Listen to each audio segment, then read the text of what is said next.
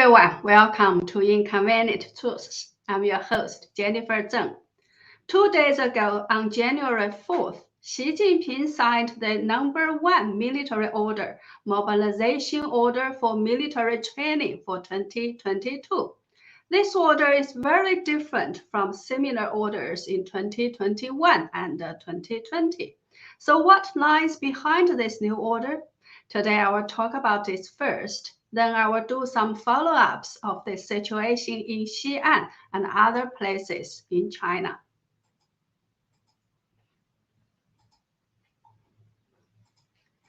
First of all, the #1 military order of this year is much shorter than the previous years. It only has 2 paragraphs and less than 200 words.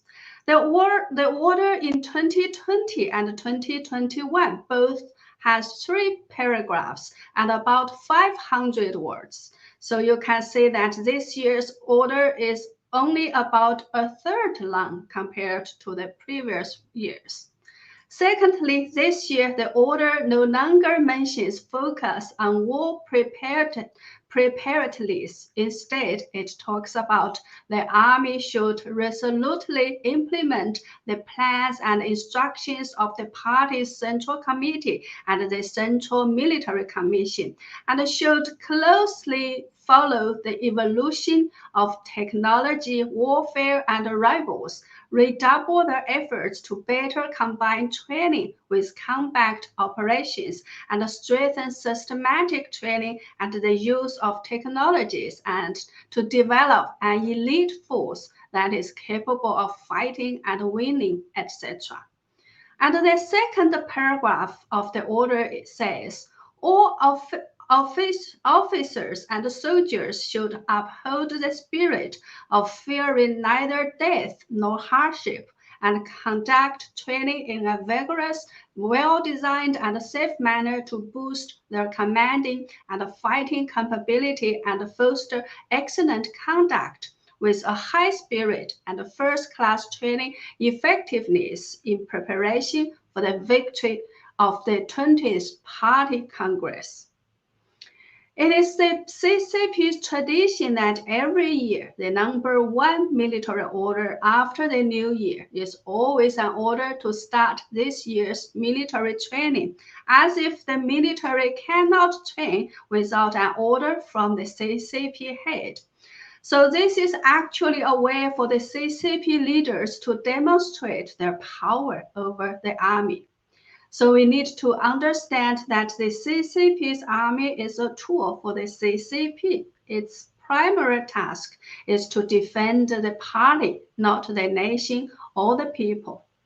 In the meantime, the CCP leaders are most afraid of military coups.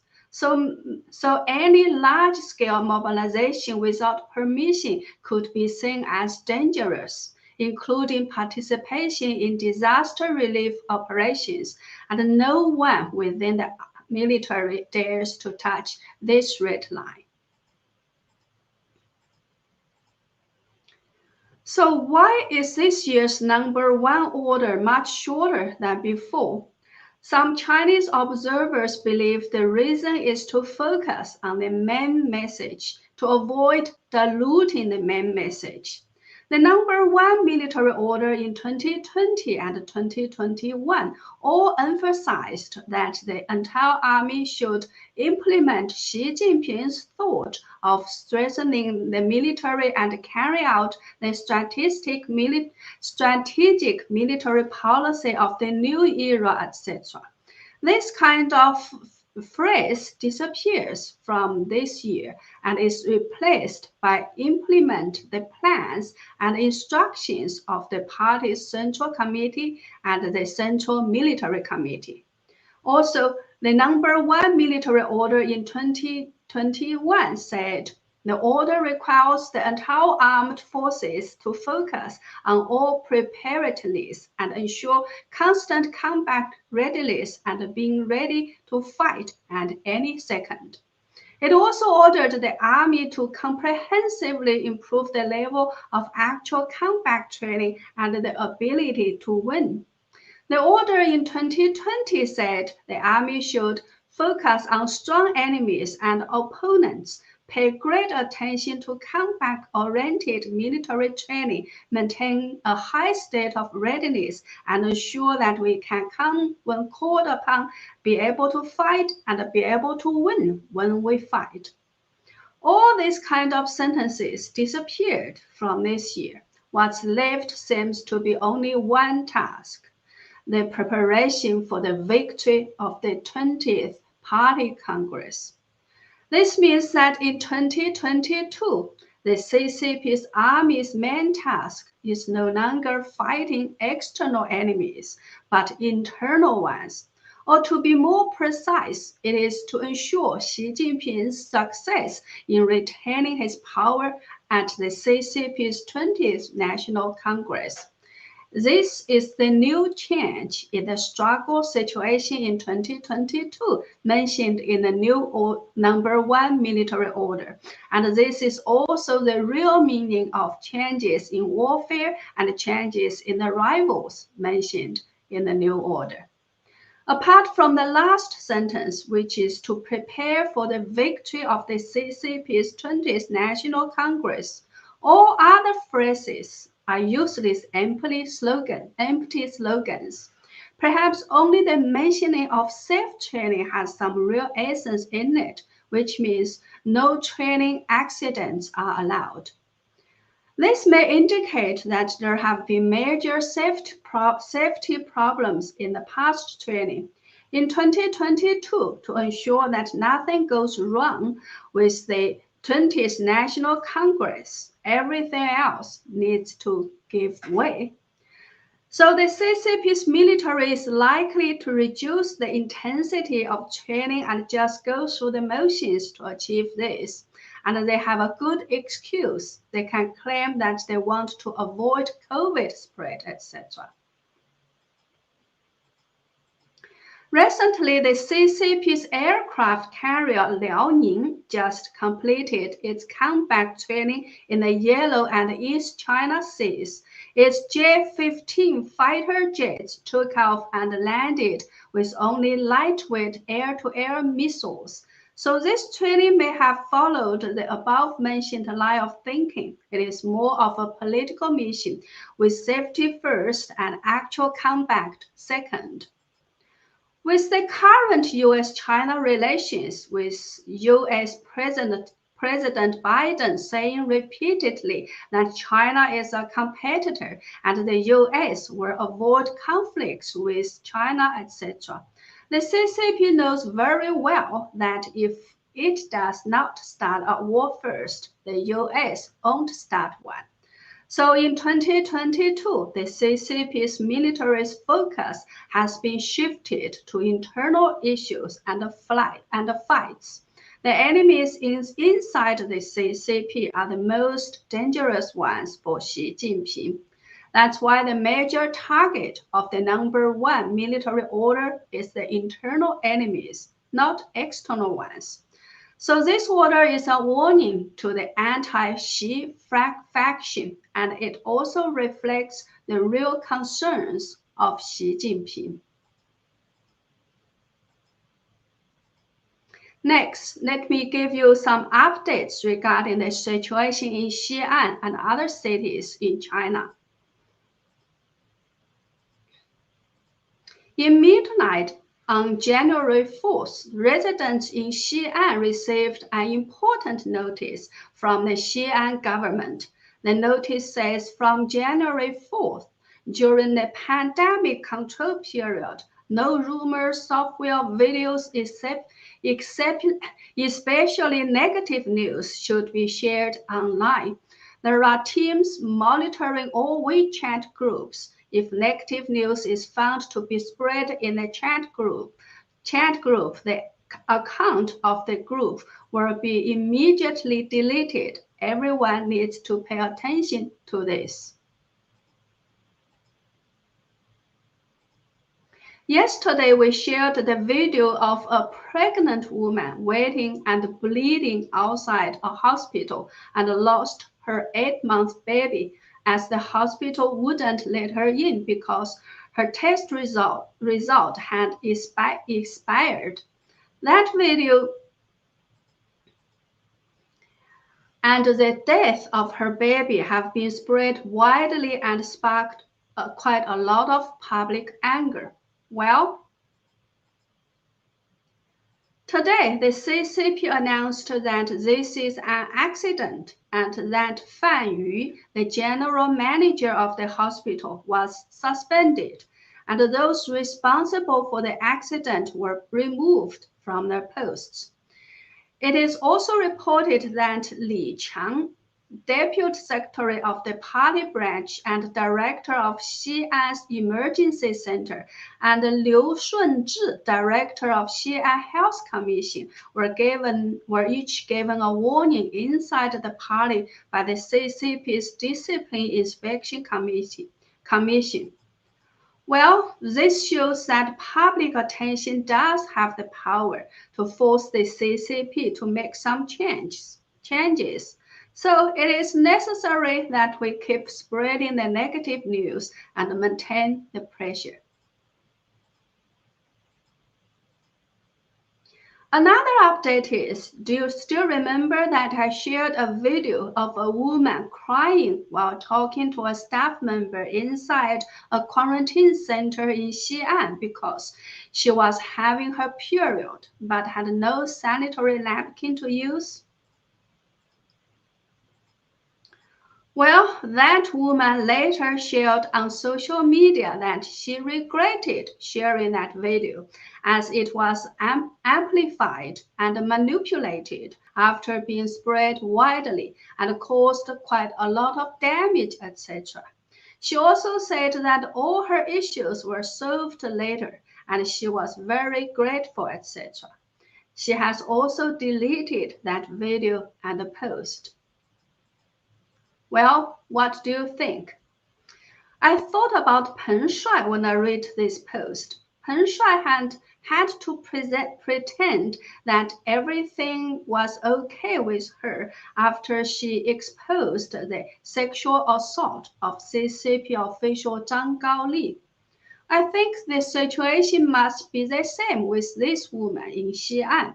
Either she might have been given a lot of pressure for sharing that video, or she really regretted that her video was used by anti-China forces to attack her dear motherland. That is what the CCP tells the Chinese people all the time. They say, don't spread negative news about China because by doing so, you are handing a knife to anti-China forces for them to use it to stamp us, Chinese people, etc. Some Chinese people are really brainwashed into believing that they should not share anything negative. These are the chat records between a reporter from Reuters and a reporter from AP with some local Xi'an Weibo users. The two reporters both said that I saw your Weibo post saying that you couldn't buy vegetables and the prices are too high, etc. Can I talk to you regarding the situation in Xi'an? The first user said to the Reuters reporter, you are from Reuters? Get the hell out of here. The other user said to the AP reporter, all our problems have been solved. We have our party and our unity here. There is no difficulty that China cannot overcome. Well, that's from some brainwashed little pigs. But there are also many clear-headed ones. These people are saying, in the beginning, when they talk about controllable and preventable, I thought they were talking about the virus. Now I understand it is us, the people, who are controllable and preventable. Some others are saying when they talk about we must defeat the pandemic at all costs, you must understand who are the we and who are the costs. Surely we are not the we here, we are the cost instead. Well, that's some updates on Xi'an. Now let's watch a short clip from Yuzhou City in Henan Province. It shows people lining up and waiting for 3 to 4 hours in snow and rain to do the testing. Yuzhou is a small city with a population of only about 1 million. It is also under lockdown after 3 local cases were found. The problem is they still haven't figured out how the virus got there.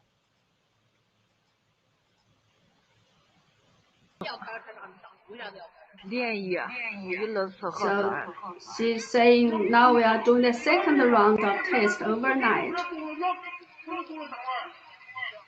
So it's obviously the one who shared the video put some Chinese titles here. So I'll read those titles for you instead. So she said, today is another sleepless night. And at 6 o'clock, they notify us to do testing. Now it's almost 10 o'clock, over 3 hours. We've been here waiting in snow and wind for more than 3 hours.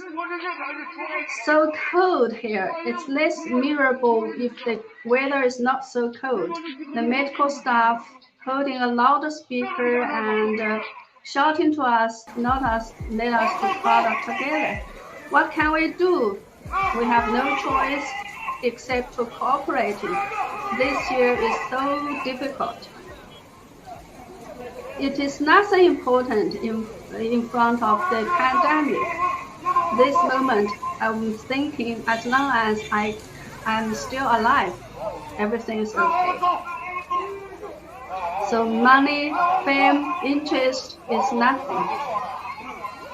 So yesterday when we were asked to do the testing, I thought it was a screening. Now we were notified that we have to be quarantined at home. So to see this situation, I'm afraid this thing will not be over maybe in 10 or half a month. So if students don't have classes, how they can have their test? Maybe the first priority now is just to keep alive. Okay, that's a video from Yuzhou. Now let's watch a very short clip from Zhengzhou, which is the capital city of Henan province. It shows people there are stocking up. They must think that they need to learn lessons from Xi'an.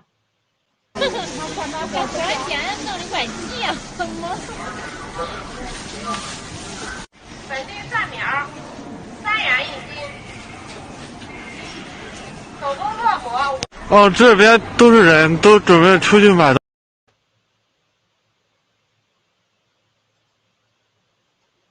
Okay, that's the situation from Zhengzhou.